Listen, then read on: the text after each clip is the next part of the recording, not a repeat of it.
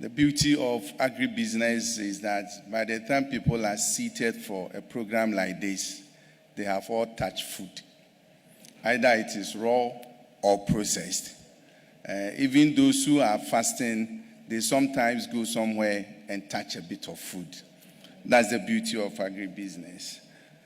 Your Excellency, Mr. President, we are super excited to have you here, leading and charting a path for agribusiness development in Ghana. And we also want to thank you so much for giving us a minister who is so pragmatic and very articulate. The first time the agribusiness industry players met with her, they kept asking, is she an agribusiness expert? And how can a lawyer be so articulate in agribusiness affairs? So we are happy and we want to thank you for giving us such a minister. Today marks a remarkable day where vision, desires, and aspirations meet to reset the course of agribusiness, a sector that holds transformation and a sector that can transform our economy, our people, and our future. At the same time, a sector that is characterized by structural disconnect between primary production and industrial demand. Many agro-processors, particularly in value chains such as maize, soy, rice, tomatoes, cassava, palm oil, poultry, and tree crops, operate significantly below installed capacity due to inconsistent, inadequate, and poor quality raw material supply. For instance, rice mills operate at less than 40% capacity due to insufficient production of paddy rice. And tomato factories remain chronically underutilized, whilst we continue to import several millions of dollars of tomatoes. In the oil palm sector, domestic production is estimated at 300,000 metric tons, whilst industrial demand exceeds 600,000 metric tons. There is no question that agribusiness can transform Ghana's economy. Empirical and, in fact, spiritual evidence even prove that agribusiness will transform our economy. So the real question is not what agribusiness can do, but what we will do to and for agribusiness. We are passing a stage where we'll be making statements like agribusiness can transform our rural economies. Agribusiness can create jobs. Agribusiness can boost our economy. That one, from today, we are certain. And we are not going to do any more research work on how Agri-Impact can impact on our economy. We know it. What we need now is what are we going to do to make it a reality? And that is why we are here this morning. This dialogue will move beyond pilots and pledges. Most of the time, when we want to enter agribusiness, the first thing is let us pilot. Pilot what? We have done so many projects from the time that some of us were not born. Don't you have enough evidence to prove that these are pilots? And why do we still continue to focus on pilots and small things when bigger things are waiting for us? I'm glad that we are resetting, and we will reset.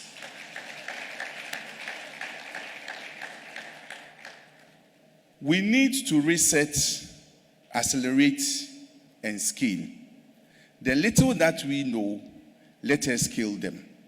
It is better than going back 5 years to a new research and pilot again. By the time we are done with the pilot, Industry has moved beyond the results and the findings of the pilot, and we have to pilot again. But we are not pilots. There is no aircraft for us to fly this morning. We are agribusiness entrepreneurs. Why do we need research, Mr. President? In South Africa, whereas primary agriculture contributes 2.9% to their GDP, agro-processing with logistics and trade accounts for 10%. So primary is 2.9, agro-processing is 10%, 3 times more than what primary agriculture contributes to their GDP. In Ghana, it is the reverse. Agriculture contributes 20 to 26%, and agribusiness or agro-processing contributes only 6%. We definitely need to research. I thought you would add that for me. We will definitely need to research. Now, we have large-scale agribusiness firms that are struggling. Today, if you want to do a head count of large-scale agro-processing firms that are indigenous in nature, we struggle to even count 20. Why? We will research. To unlock financing and reverse this trend, we wish to ask the big question: how do we establish an agri-fund? And I say this because we have Get Fund. And I'm happy there is Get Fund. But I keep saying that Get Fund supports infrastructure and build the supply chain of skill, or the supply of skilled labor that we need. Get Fund does wonderful for our educational sector. But remember, it is the supply side of skilled labor. Agribusiness is the demand and the consumption part of skilled labor. So if we put investment in education and we don't put equal investment in agribusiness, we are going to have a situation where there is always oversupply of skilled labor. And that is why we call for establishment of an agri-fund that will also catalyze more investment in the sector. That fund will be a game changer, de-risking investment, unlocking capital, and empowering industry actors to scale with confidence and resilience, and reset our staggering $2 billion post-harvest losses into agribusiness gains.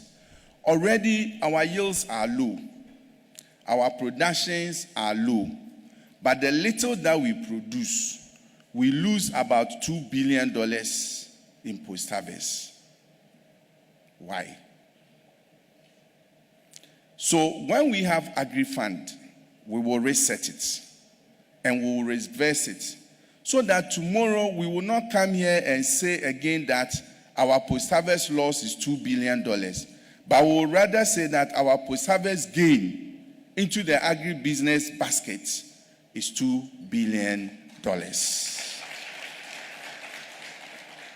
Mr. President, the captains of industry are happy and excited that under your leadership, we have the Ministry of Trade, Agribusiness, and Industry.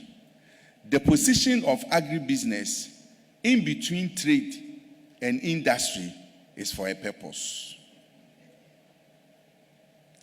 And it's a purpose because we must seize the opportunity to address a fundamental issue that confronts us. Again, how do we nurture indigenous agro-processing champions with the ambition of transforming some into unicorns with businesses that have turnovers of billions of dollars? It is possible, not the previous one though. This one, I'm talking about resetting that is possible.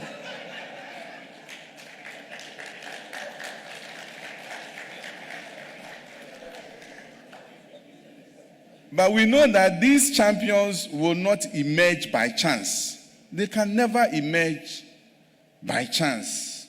They must be intentionally built through smart policies, targeted incentives, and strategic partnerships. With a strong export orientation, they can brand Ghana quality, increase access to global and regional markets, and fully integrate our producers into global value chains. Agribusiness may be local in operation, but must be global in our vision. Ladies and gentlemen, consider this. The combined land area of Ghana's 6 northern regions and OT represents approximately 64% of our total land area. Yet, these vast and fertile lands have little or no significant agro-processing facilities. That disparity must be addressed. Where 64% of our land surface, where the bread basket of Ghana is, does not have the agro-processing infrastructure for value addition. And that also accounts for our high post-harvest loss, because logistics and transport infrastructure are not up to the way that we can move the produce from the northern part to the southern part of Ghana. This glaring imbalance underscores why this dialogue will focus not only on policy at the center, but on deliberately establishing agro-industrial hubs and value addition infrastructure that unlocks economic opportunities across every region, especially where land, labor, and potential remain underutilized. Anytime I hear of the Eastern Corridor, I become excited. And I'm praying that one day it will be like a motorway from Tema to Accra. Because the amount and the volume of food production in that Eastern Corridor is amazing to transform OT and most of the northern parts of our country. And I'm glad that Mr. President is nodding his head. It means I'm saying something nice. Ladies and gentlemen, SMEs account for 70% of Ghana's GDP. And these 30 to 40% of these SMEs are involved in agribusiness or agri-related activities. Sadly, only 5% of Ghanaian SMEs use Internet of Things in this global world. That has to be reset. The policy dialogue will address how to embed advanced agri-tech innovations from digital platforms to precision farming, climate-smart solutions to data-driven supply chains. Mr. President, let me also take some applause. Last week, the first ever drone innovation and simulation center unit was commissioned at KNUST. And fortunately and graciously, it was named after me.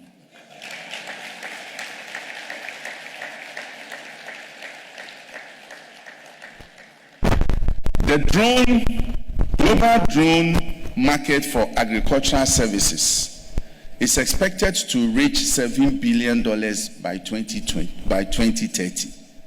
And remote sensing market for agriculture and agribusiness is expected to reach $6 billion by 2033.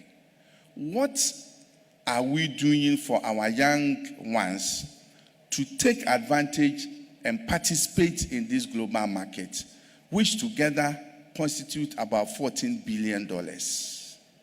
And that is the essence of having a drone innovation and simulation center where young ones will be trained how to use drones to provide agricultural services, be it small scale or commercial scale farming. The e-learning center of KNUST has completed pilots for us. So we are not going to pilot this anywhere again. We have enough pilots on this. The e-learning center in the last 12 months has trained 1,000 young people under the MasterCard Foundation supported program called HAPPY. And more than 200 of them have been able to establish enterprises using digital tools. So the 1 million coded initiative of Your Excellency is a research agenda that is real. Already the center is there to scale, to accelerate and scale. That is what we want to see. As climate change intensifies and ethical standards around sustainability grows, today's dialogue will also explore environmental and social investment that not only mitigates risk, but also position Ghana as a responsible global player. And finally, and perhaps most importantly, we will deliberate about inclusion. The focus of dialogue must not only create jobs, but create dignified pathways for participation, leadership, and prosperity for youth, women, and persons with disability. With agribusiness, our youth should not become job seekers, but enterprise builders. And I repeat, with agribusiness, our youth should not become job seekers, but enterprise builders. We are resetting. Finally, Mr. President, this dialogue is not a talk shop. It is a strategic turning point, and let us align our actions with existing flagship initiatives, the 24-hour plus economy, agriculture for economic transformation agenda, and the almighty Big Push program to position agribusiness as a national transformation engine. Let us transition from we can do it to we will do it. Again, let us transition from we can do it to we will do it. And last week, in the media, I read that His Excellency, the President, has gone to OT. And he was so emphatic that we will establish tertiary institution for OT region. And I said, oh, wow, hallelujah. I wish I could also add, we will establish tertiary institution and agribusiness.